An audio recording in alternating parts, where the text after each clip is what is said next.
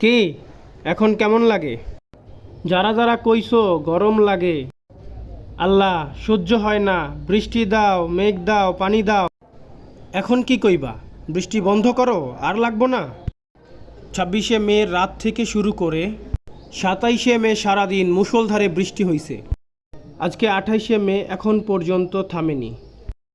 মানুষের ঘর বাড়ি, রাস্তাঘাট, দোকানপাট সব কিছুই ঘূর্ণিঝড় রেমালের তাণ্ডবে বন্যায় প্লাবিত হয়ে গেছে।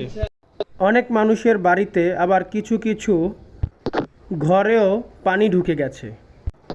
একজন ভাই এসে বলল, রাতে তো ঠিকঠাক ঘুমালাম, হঠাৎ দেখি কাঁথা কম্বল সহ ভেসে উঠতাছি।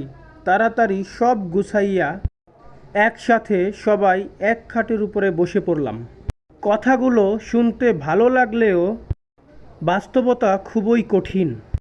আদর্শনগর থেকে মাতুয়াইল মেডিকেল যাওয়ার পথে এতটুকু রাস্তা যদি ড্রেনেজ ব্যবস্থা করে রাস্তাটা উঁচু করা হতো, তাহলে সাধারণ মানুষের হয়তো এই রকম দুর্ভোগ পোহাতে হতো না। সবই আমাদের কপাল।